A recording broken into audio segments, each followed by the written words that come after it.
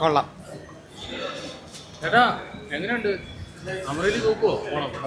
Punch ഫൈറ്റും പൃഥ്വിരാജിന്റെ ഫൈറ്റിനെ പിന്നെ പറയേണ്ട കാര്യമില്ലല്ലോ. അടിപൊളി. പിന്നെ രഞ്ജീവ് പണിക്കർ, ഇന്ദ്രൻസ്, പിന്നെ നീലുണ്ട്. വേറെ കത്തിയിലൊക്കെ വില്ലനായിട്ട് അഭിനയിച്ചു. അടിപൊളിയാണ്, രസമുണ്ട് കാണാനായിട്ട്. അടി അങ്ങനെയല്ല, ആ ഒരു ഫൈറ്റേ കാണിച്ചുള്ളൂ. പക്ഷെ നല്ല അടിപൊളി, നല്ല വെട്ടിപ്പായിട്ട് ചെയ്തിട്ടുണ്ട്. നല്ല സ്ക്രിപ്റ്റ്, എന്താ ലുക്ക് കാണാനായിട്ട് ഭയങ്കര രസമാണ്. വൈശാഖിന്റെ പറഞ്ഞു കഴിഞ്ഞാൽ പൃഥ്വിരാജ് പറയേണ്ട കാര്യമില്ല. പിന്നെ വൈശാഖ് കൂടി ചേർന്ന പോലെ പക്ക മാസം ഇന്നെ അവിടെ കാണാൻ കിടക്കണുള്ളൂ. മ്യൂസിക് ജെക്സ്ബിജോയുടെ മ്യൂസിക് രക്ഷയില്ല. പിന്നെ ചെവിയിൽ ഇങ്ങനെ മുഴങ്ങിക്കൊണ്ടേയിരിക്കും. അടിപൊളിയാണ്, അമറയിൽ അടിപൊളിയായിട്ടുണ്ട്, സെറ്റായിട്ടുണ്ട്.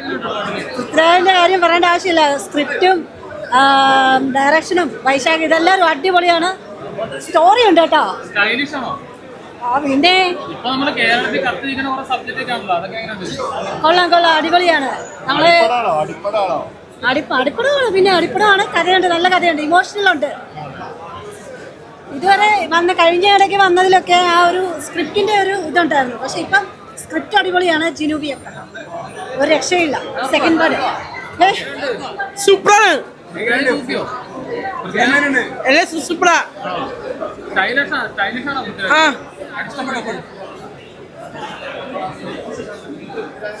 ഇതൊരു കൊള്ളാം, നൈസായിരുന്നു.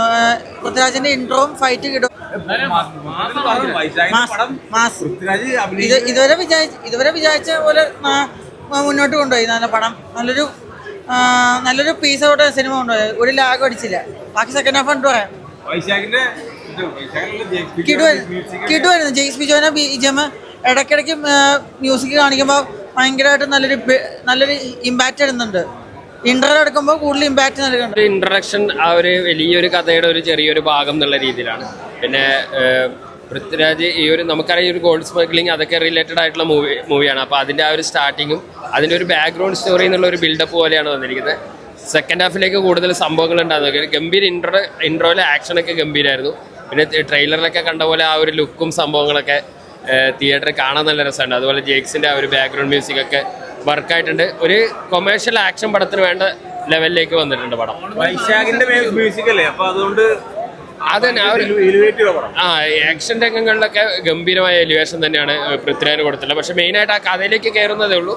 അവർ സ്ലോ ആയിട്ടുള്ള ഒരു ബിൽഡിംഗ് ആണ് മൊത്തത്തിൽ. നറേഷൻ രീതിയിലാണ് പോകുന്നത്. ഒരാൾ ഈ ഒരു ബാക്ക്ഗ്രൗണ്ട് കഥ പറയുന്ന രീതിയിൽ അങ്ങനെ പേസി അല്ല, അതൊരു കുറച്ചൊരു സ്ലോ പേസിലാണ് കഥ ബിൽഡ് ചെയ്ത് പോകുന്നത്.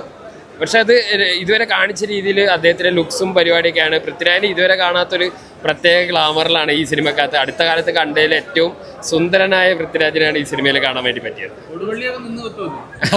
അല്ല, അത് നമുക്ക് പല ന്യൂസുകളിലൂടെ അവിടെ അറിയുന്ന സംഭവങ്ങളാണല്ലോ. ഇത് അതിൻ്റെ ഒരു വേറൊരു രീതിയിലാണ് കാണിച്ചിരിക്കുന്നത്. അതിനകത്ത് എന്താണ് ഒരു ഗ്രേ ഷെയ്ഡിലാണ്, അതായത് നല്ലതും ചീത്തയുമില്ല, എല്ലാവരും അങ്ങനെ ഈ ഒരു ബിസിനസ്സിനകത്ത് ഏർപ്പെട്ടിരിക്കുന്നു എന്നുള്ള രീതിയിലാണ് സിനിമയിൽ കാണിച്ചിരിക്കുന്നത്. അതിൻ്റെ ഒരു ബാക്ക്ഗ്രൗണ്ട് സ്റ്റോറിയും അതൊക്കെ ആയിട്ടാണ് സിനിമ വന്നിരിക്കുന്നത്.